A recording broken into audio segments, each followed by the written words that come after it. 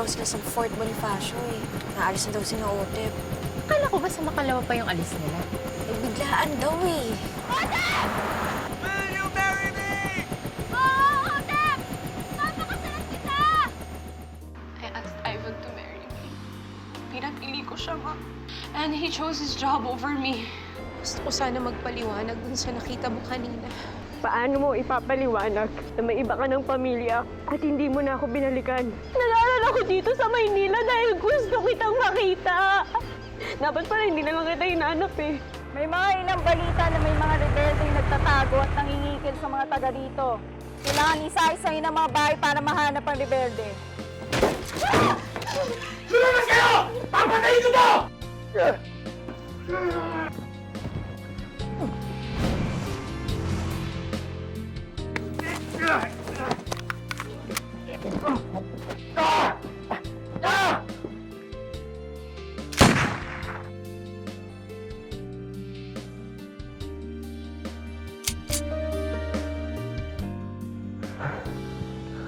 Salamat. Oo nga dapat magpasalamat eh. Kung di dahil sa'yo, baka wala na ako. Quits lang tayo, Gatsby. Basta kung may kailangan ka, kahit ano, sabi ka lang. Marami akong gustong itanong sa'yo. Marami akong gustong malaman, Nanang. Kung bakit mo kami hiniwan ni Tatang. Kung bakit hindi mo na ako binalikan. Maniwala ka sa akin. Ginusto kitang balikan, anak. Dapat pala hindi na lang kita hinanap eh.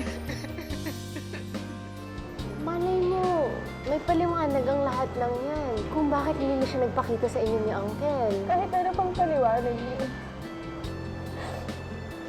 Hindi na mababago yung ginawa niyo sa amin. Hindi man sinasabi sa akin ni Tatang. Pero nararamdaman ko na umaasa pa rin siyang babalik sa amin si Nanang.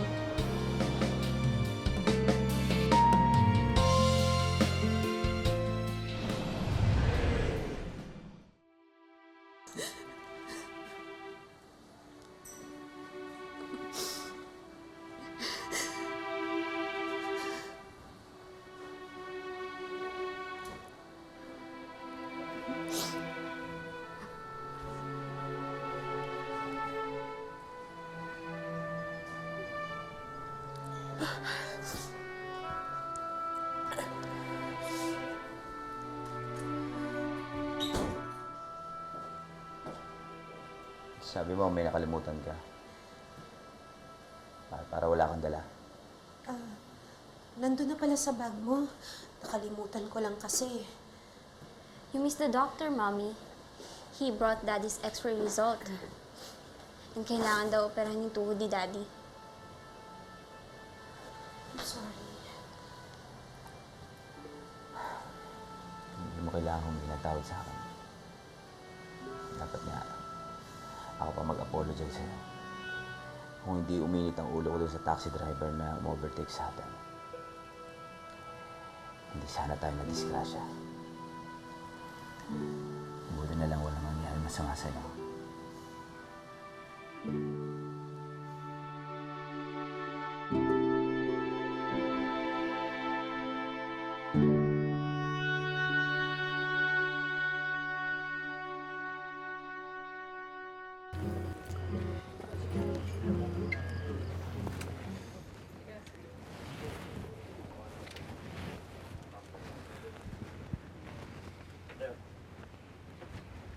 Kumusta na yung kamay mo? Okay lang. Lagi naman sa bituka eh. Sprain lang to. Pero pare, buti na lang. Kung hindi, patay ako kay Andrea. Mag-aalala yun. Swerte mo rin sa girlfriend mo, no? Ako, si Bethany, yung girlfriend ko. Matutuwa pa siguro yun kapag na-injure ako. Para hindi na ako umalis. Eh, pare. Pag nalinis natin ang mga rebelde itong lugar na to, makakauwi na rin tayo. Makakauwi ka din sa girlfriend mo. Kung may uuwihan pa ako. Umalis ako, may tampo sa akin yun eh. Paano ba naman gusto na magpakasal na kami? Iwan ko na yung pagsusundalo. Baka naman concern lang talaga yung tao sa'yo. Sundalo na ako na nagkakilala kami. Ang alam naman, baguhin ko pa yung sarili ko para sa kanya. Basta ako, papasalamat ako na sinusuportahan ako ni Andrea. Kaya naman ako nagsundalo para makapag-ipon para sa kapatid ko. 2 taon na lang, graduate na sa high school yun. Kaya alam mo na, kailangan mag-ipon para na rin sa kasal namin ni Andrea. Ayop, Kopong! Handa na pala lahat, ha? Eh, bakit naman kasi ikaw ayaw mo pang pakasalan yung girlfriend mo? Kaya lang naman niya gusto yun para tigil ko yung pagsusundalo, eh. Marami pa akong gustong gawin, Kopong. Marami pa akong gustong patunayan.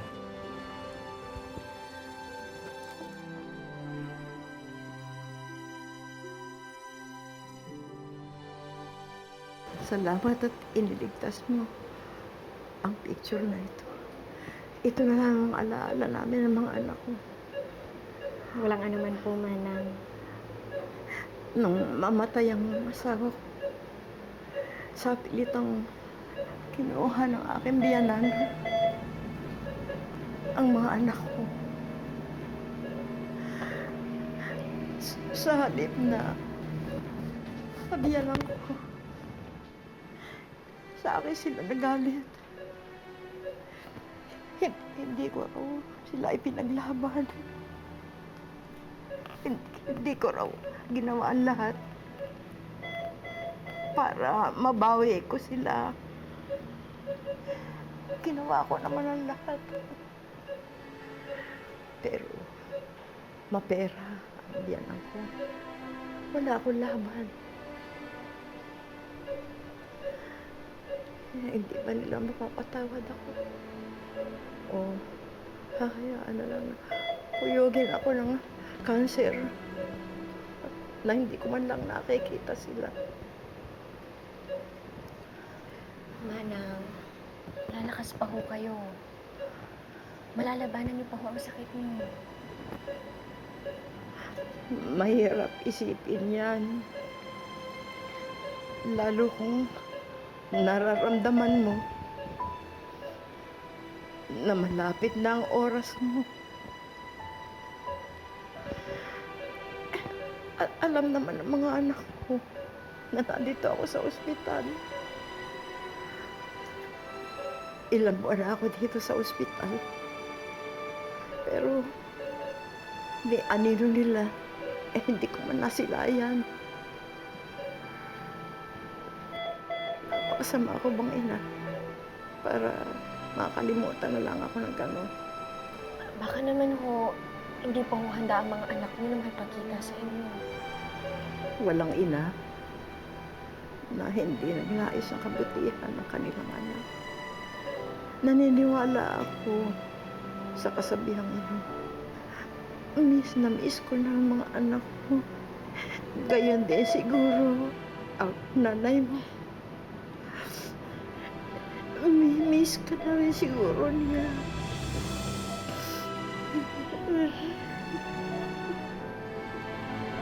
Tahan na ho. Patawad kaya nila ako.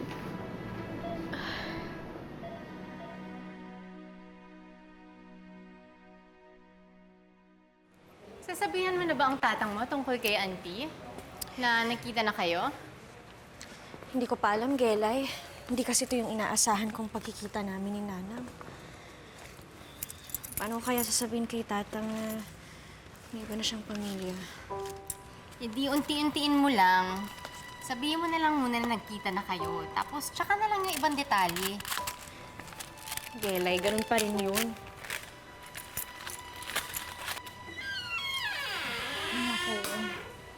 Sorry, Anding pero mukhang hindi ata kita matutulungan dyan sa problema mo.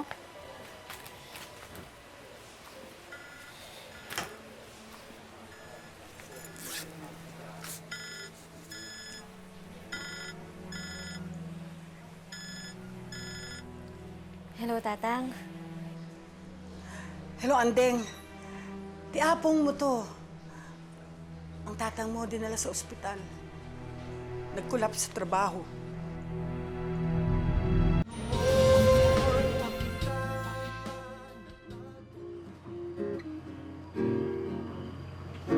Bok, Oh, parehas pala kayo nito ni Gaspi na mahilig mag-gitara eh. Oh, ikaw naman.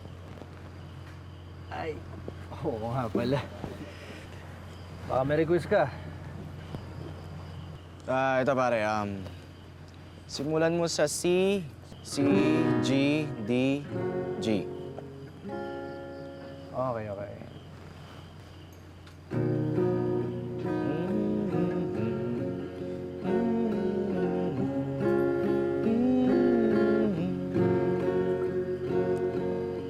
Kuha mo agad.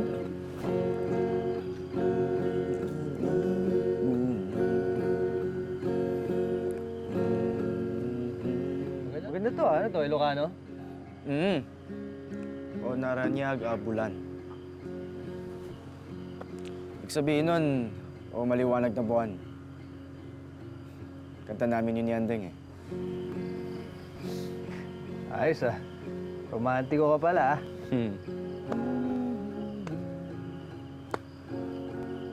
O Naranyag, Bulan, ununoy ko indenga. Daytanas lagasilaw mo, di mo kadkainda. O Naragnaga bulan, sang-sangkit ko indenga. To'y nasip niya't alubong ko in kakasilawan, tapno jak mayawawan.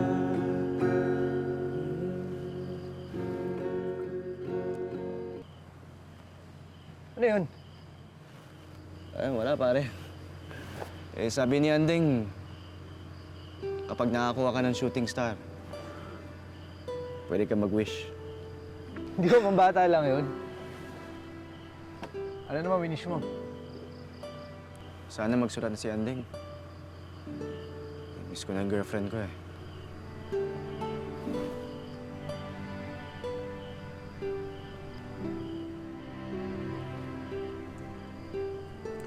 Sana magsulat ka na kay Andeng. Miss na kita.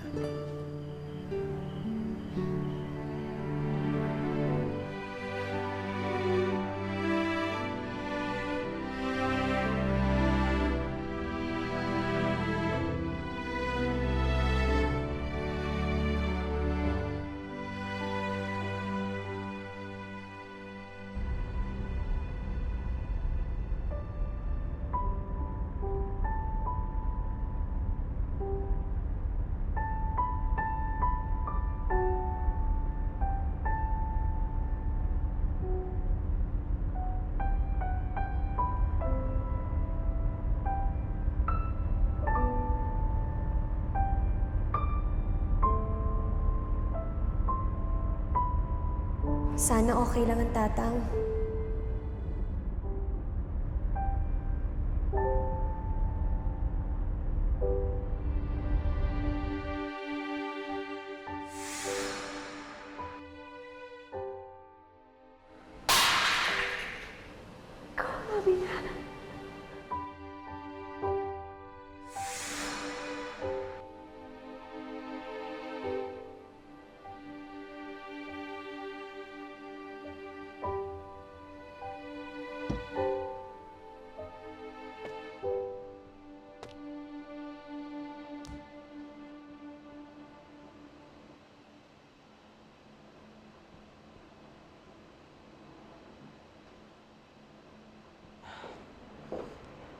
Han, ay, kuha naman ako ng tubig. Oh.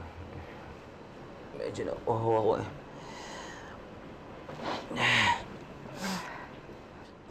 Ano ba? Sorry. Hindi ko sinasadya.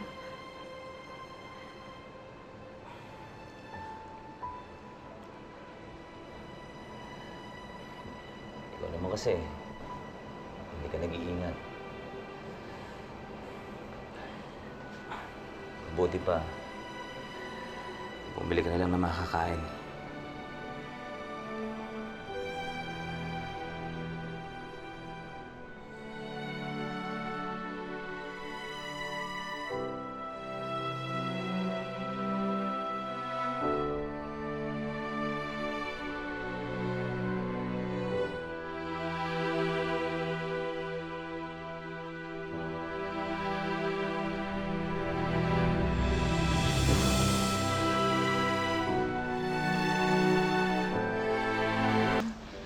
Apong?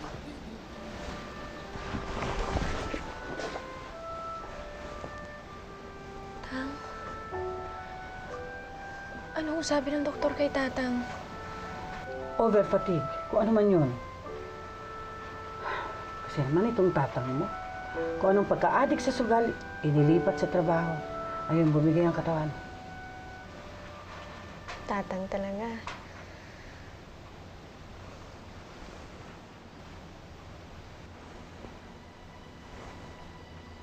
Apong, ang init ho ni Tatang.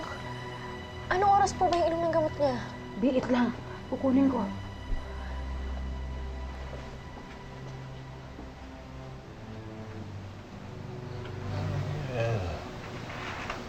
Bumalik ka na. Bumalik ka na, Annabelle. Annabelle.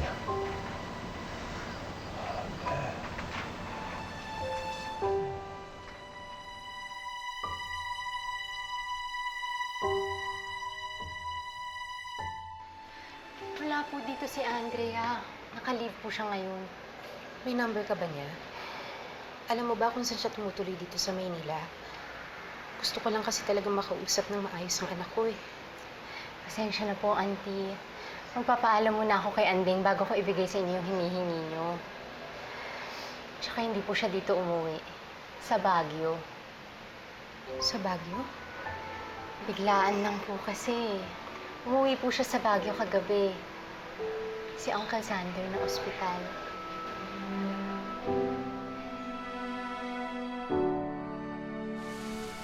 Tang, dahan-dahan. Ano ba? Kaya ko naman. Dahan-dahan, Tang. Oo, kaya ko na. Kaya lang. Sige na. Tayo. Okay na, Tang? Naimbag abigat mo, Apong Ola, Sander. Ay, Sally! Andrea, kailan ka pa dumating? Kagabi lang ho, Manang Sally. Ito ko kasing si Tatang, masyadong nagpapagod. Juan nga, Rod.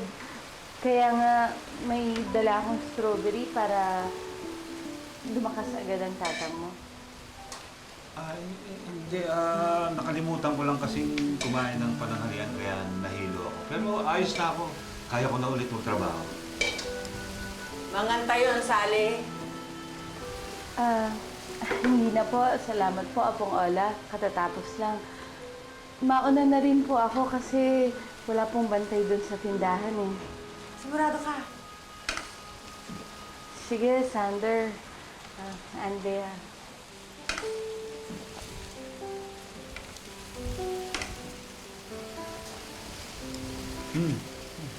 Alam mo, Sander, kapag yang si Sally niligawan mo na, kakain na rin dito yan. Nang kaibigan lang ho ang turing ko kay Sally. Bakit ba? Huwag mo sabihin sa akin hinihintay mo pang bumalik sa'yo si Annabelle. Ilang beses ko bang sasabihin sa ina na kalimutan niya na yon.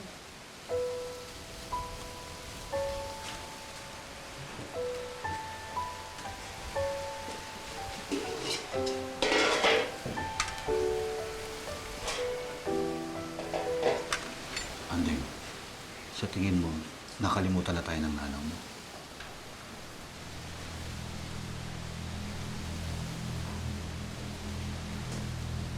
Tatang, May balita ka ba sa kanya? Andeng anak, huwag kang mawawalan ng pag-asa sa paghahanap sa nanang mo. Masasaan ba't magkikita-kita rin tayo? Mabubuo rin ang pamilya natin. Naku, Sander, hindi na magpapakita sa inyong dalawa yung si Annabelle. Tinakasan nga kayo, di ba? Takot sa hirap yun eh. Sarap na buhay nun ngayon. Hindi ako magtataka kung nakapag-asawa na yun ng mayaman na nakapagbibigay sa lahat ng wish sa buhay niya. Tang. Eh kasi di ba, mahigit isang dekada na rin hong wala si Nanang. Baka ho tama si Apong. Baka pwedeng maghanap na ho kayo ng iba. Si Manang Sally.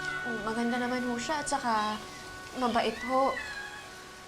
Kung hindi nyo naman ho siya gusto, maghahanap na lang po ako ng irereto ko sa inyo. Anding, hindi mawawala ang nanang mo sa puso ko. Ikaw ba? Maghahanap ka ng kapalit ni Joseph din sa puso mo? Oh, ganon din naman ako eh.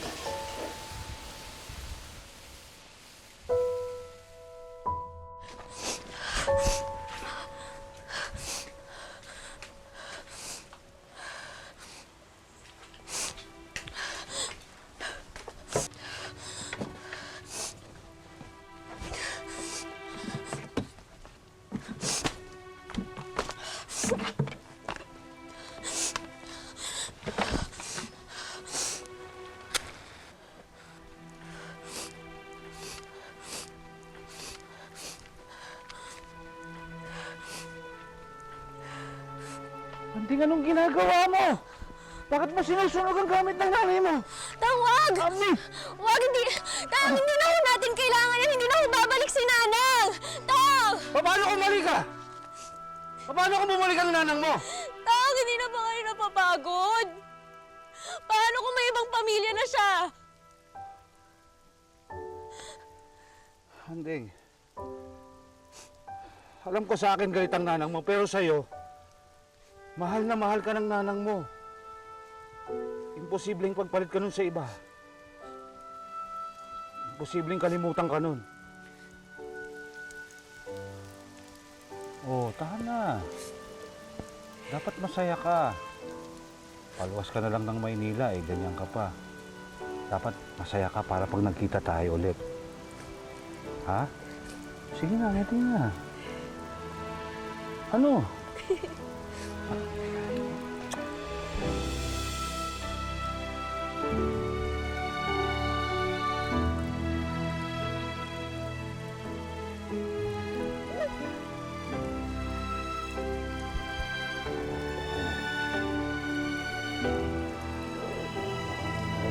Ayan, sige na. Ano na?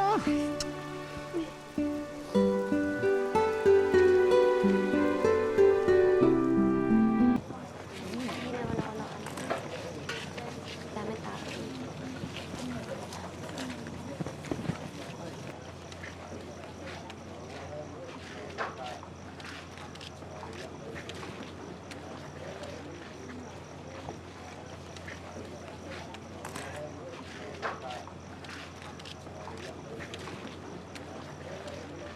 Oh, gusto mo ba ng tuyo? Madami pa dun. Hindi, salamat po. Paglaki ko po, gusto ko po maging sundalo. Tulad nyo. Kasi po, idol ko po kayo eh. Kaya dapat pagputi mo yung pag-aaral mo, ha? Tsaka kumain ka na madami, para naman lumaki-laki ka. Pwede po ba tayo mag-picture? Para hindi nyo po ako makalimutan. Sige. Sige po. Kaya na, ha?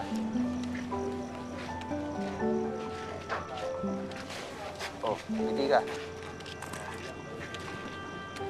Yan nga. Salamat po. Salamat po. Yeah. Madalim ata, ah. Dali, edit ko na lang to. Okay rin pala yung may dalang camera, no? Oo. Ako kasi, hilig ko talaga kumuha ng litrato, eh. Tsaka, maganda yun, para may remembrance. Remembrance, ah. Parehas pala kayo ni Andeng, eh.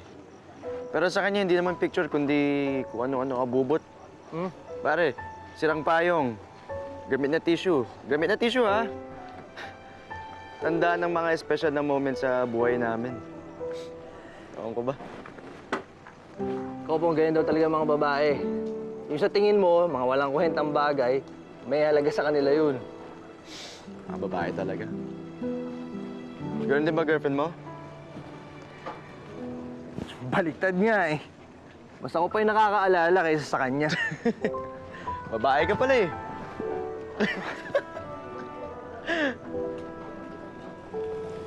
Bok! Gaspi! Oh, May naghahanap sa inyo. Ma'am. Gusto ko lang magpasalamat sa inyo. Wala yun. Ginagawa lang namin trabaho namin, ma'am. kung hindi dahil sa inyo, baka kung ano nang nangyari sa akin. Siya nga pala, gusto rin magpasalamat ng apo ko sa inyo. Ang apo ko isa sa pinakamagaling na mambabatok dito sa amin. Mambabatok? Nagtatattoo siya at gusto niya kayong gawan ng tattoo. Oo. Ma'am, salamat na lang, pero bawal sa amin yung ganun eh. Marami naman dito meron eh. Bawal nga, ayoko. Bawal nga, kakasabi ko na. Baka naman natatakot ka lang. Kaya mo, kukumbinsin ko tong si Kopong. Ha? Sige. Salamat. Sibok. Live ka nun. Ano mo? Tsura. Gaspi, wag. Girlfriend ako. Hindi naman malalaman eh. Ay, hindi ako ganun. Pwede na yun, no? Hindi ako ganun, hindi ako katulad mo.